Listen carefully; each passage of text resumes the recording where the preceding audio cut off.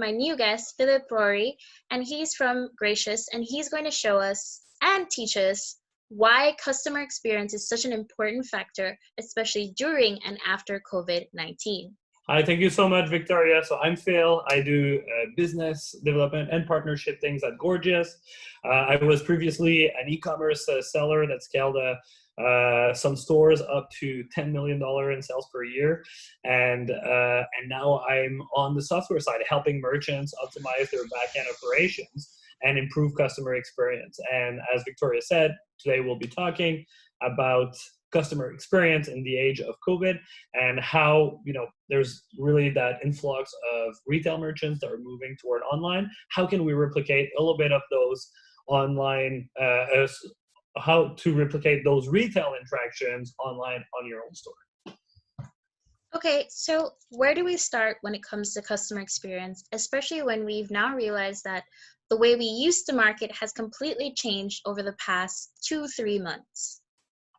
Yeah, so for us, like customer experience is really 3 core things. And it helps build the brand along with your story. So the brand is customer experience plus story. That's what you're trying to build every day. And the story happens a lot on the marketing side, through your different channels and so on, and how you deploy that. Then the customer experience, it's a little bit more like everything that's post-purchase.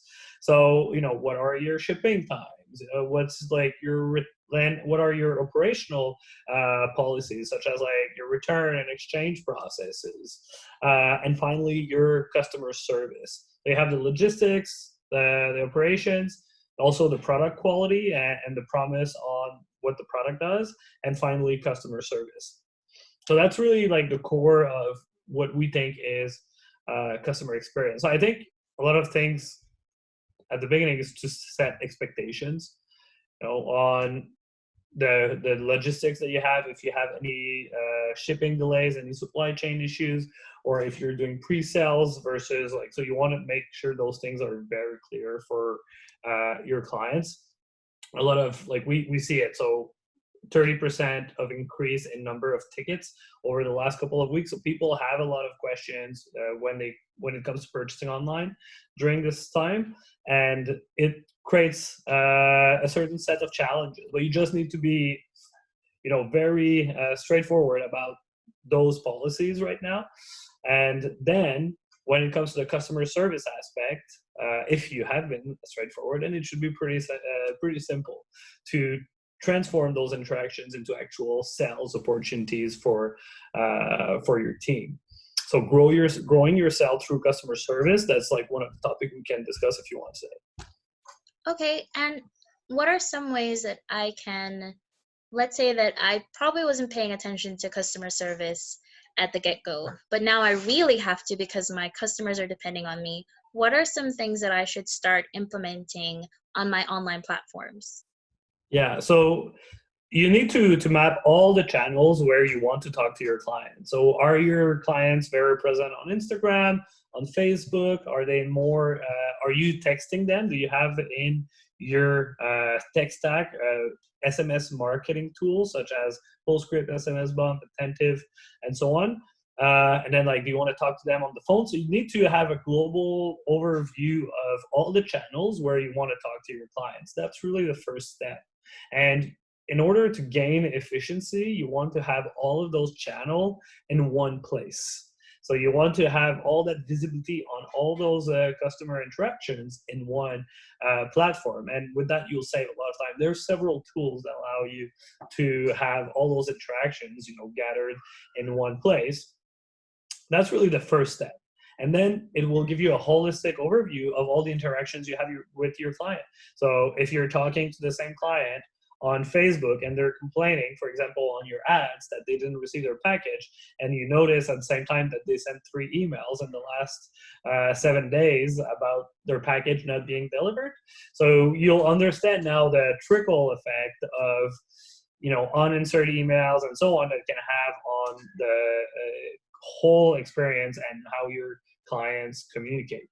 That's the first step. And then once you have that visibility and you understand where your clients are and you're managing the conversations on all those channels, you want to optimize a little bit the efficiency yourself or your teammates that are working those communication. And if you're working on Shopify, you want those messages to be linked to your customer profiles on Shopify.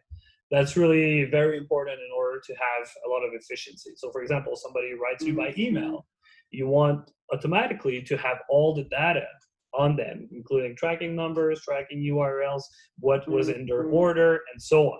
So you want to make sure that this is available right at a glance for your team. That's the first step to do, really, like have a global visibility on all your channels, and then make sure that those channels are integrated with Shopify. Okay, so I know you talked about some of the tactics that we can implement, having everything there. And of course, one of the most important aspects is keeping our customer service representatives in the loop.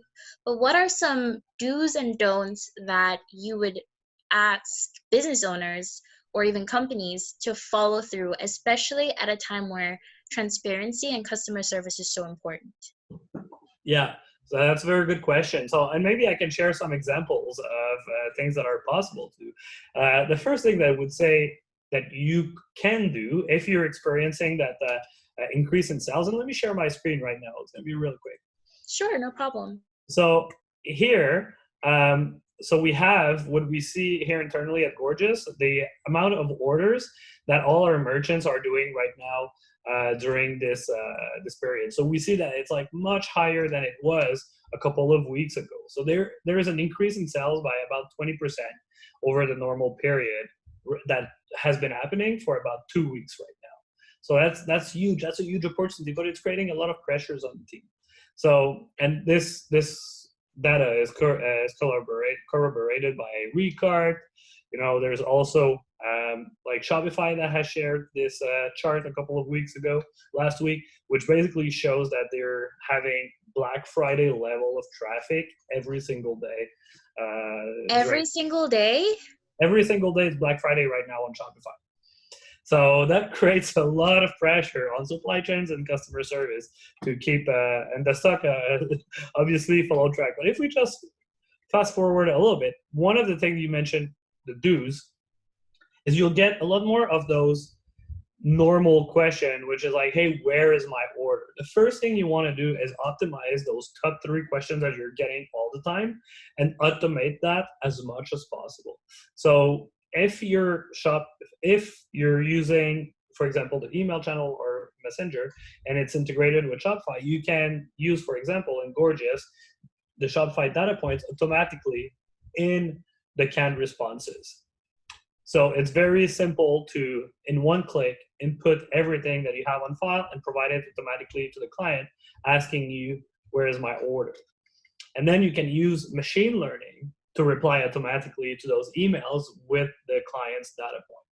So if you automate everybody that is asking you, where is my order, and their order is in transit, and you provide them automatically with their tracking number, their order number, their URL, and so on, you will get rid of about 15% of all your tickets right there.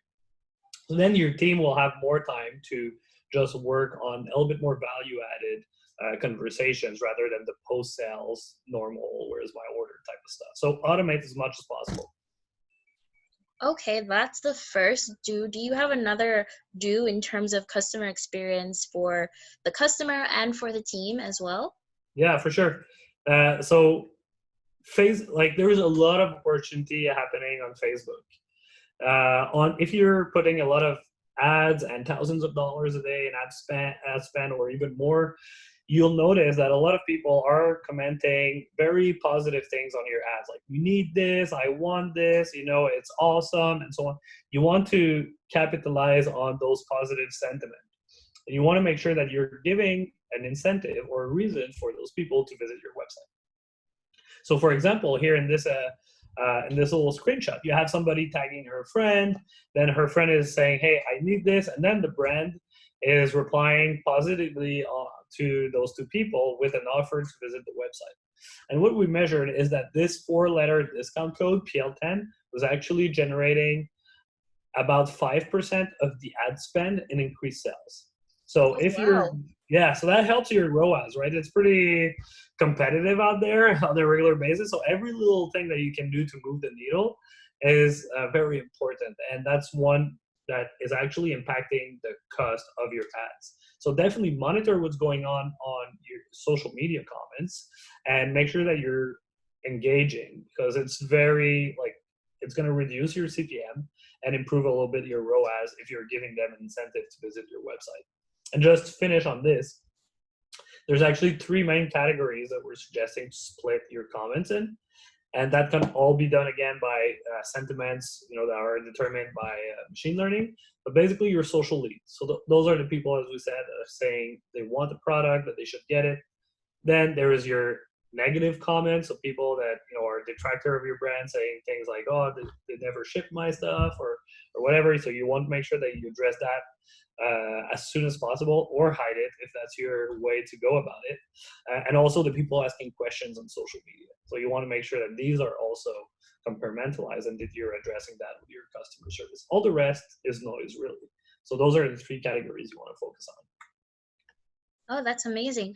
So from everything that you've shared, you're actually saying that a lot more people are A, they're shopping, B, they're expecting customer experience, and C, that if you're not preparing for the influx of customers, you're actually deterring your customers away and overworking some of your employees. That's correct. So you need to optimize and automate because there's more orders and more requests than ever before. And then you want to make sure that you control the narrative on all your channels. So once you optimize, it gives you a little bit more time to really look at everything holistically. So as we've discussed again, like your SMS, your live chat, Facebook comments, and so on. Those are all important things to keep track of. Okay, and what's a big mistake that you see most brands making as they're panicking through everything that's going on? What's one big mistake you see brands are making and how they can simply avoid it? Yeah, that's a good question. But I think it goes all back to how we started this discussion. It's like if they don't have a holistic overview of their customer service, and for example, I was looking at a new client's account, like pretty large. They're getting about 3 messages per minute right now, and they quadrupled in size in a month and a half. So they were like, right now they're just like trying to figure out how to stay on top. And they're managing every channel separately. And so you have somebody that's literally sending a first message on chat or SMS, never hearing back, sending an email, and then like sending a fourth email, which is not in thread. So it's not always replying to the same one. They're just like and they're saying like, hey, that's it. Like I will call my bank and ask them what is going on with your company. But like if you had seen that there was like all those messages before and that they're all related to one thing, like maybe your customer service agent would be in a situation to like help that person a little bit better and have that understanding of what is the issue, rather than being stuck in a situation now where the merchant will likely face a chargeback from the client because the goods were not potentially were not delivered when it was easily fixable. Okay. Yeah, that sounds really good. So that's having a holistic approach, having more of a complementary, even if departments are apart, but complementing each other so that everything's cohesive and the customer actually feels like they're dealing with one company instead of That's right. multiple. And that's a good point, because what we see often is like, hey, the marketing team is replying to the comments on Facebook and the customer support team is replying to the emails.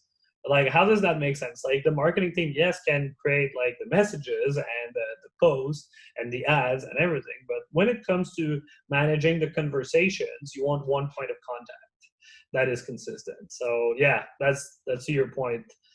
Don't break down different teams that manage different sphere. And likewise, if you're starting your SMS, you're like, have somebody in charge of the replies right away. If you're texting your people, if you're texting your clients, it's a pretty private and intimate channel. So you want to make sure that you're respecting that and that you're giving them an opportunity to reply and that somebody will be there to take care of them. Okay, yeah. So my next question is, you're saying that we have all this traffic, all these shoppers, all this Black Friday type of increase and influx in the e-commerce side. But what happens after? How do brands transition or prepare themselves and their customer experience for after COVID? Because we're not 100% sure, but I'm sure that most people, either their shopping will decrease excessively or it might increase depending on the circumstances. So how do companies prepare to maximize their customer experience for after COVID? Well, there's a couple of things to unpack here. It's what's going to happen after and when is after. If after is in a long time, there is a likeliness that the disposable income of people will reduce. So yes, that when like the stores reopen, I mean, they will probably stick to lower like value stores and so on. But if the after comes quicker, then the economy will probably pick back up a little bit faster, and they will still have that disposable income. But no matter what happens, is there is a shift that's happening out of that crisis. It's like more than ever, people are going to be shopping online. That's for sure. And then also remote work is going to be like more prevalent and more accepted than ever before. If there's two things that are sure out of this that will happen, it's those two facts.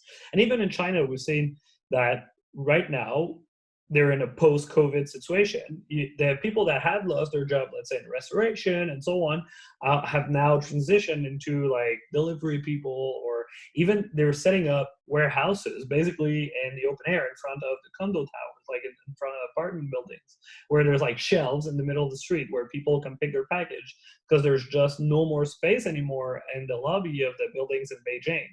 So like there's more online shopping than ever that's going to come out of this. But people, they will still be craving for those human interactions.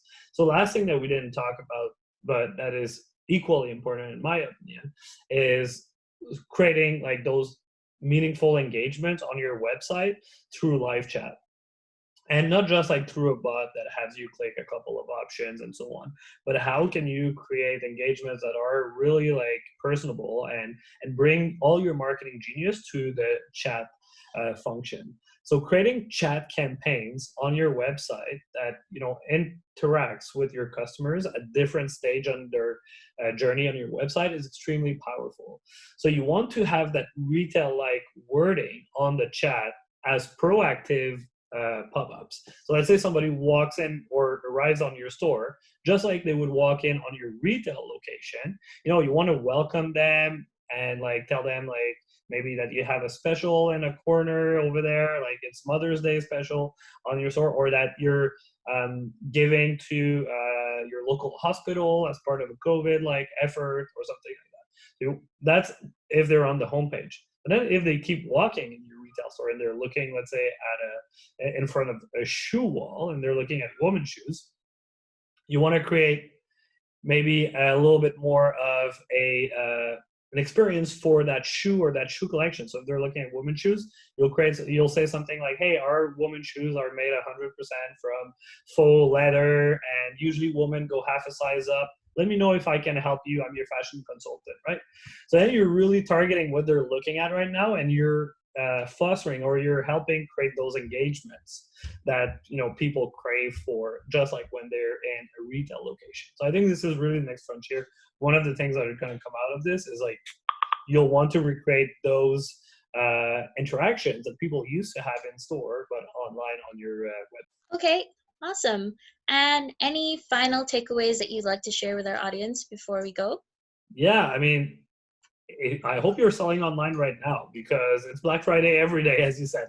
So no, seize the opportunity. You're lucky that you're in e-commerce. So make the best out of it and don't disappoint your customers. Make sure that you're communicating clearly with them, and then you're meeting their expectations when it comes to interacting with you, because they don't have the choice of going in a retail location to talk to someone right now. They need to do it through your online portal.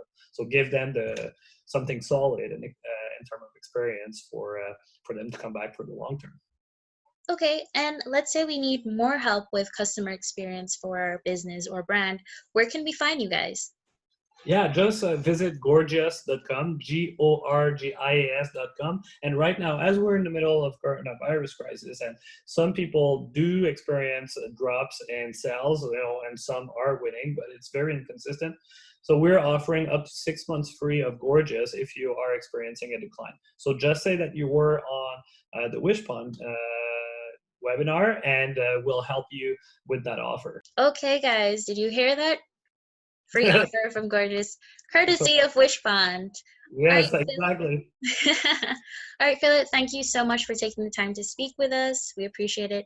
I've also dropped a few links so you guys can find out more about Gorgias and Philip in the description. Feel free to check it. And we'll see you guys next week for the next video for the SOS COVID marketing series.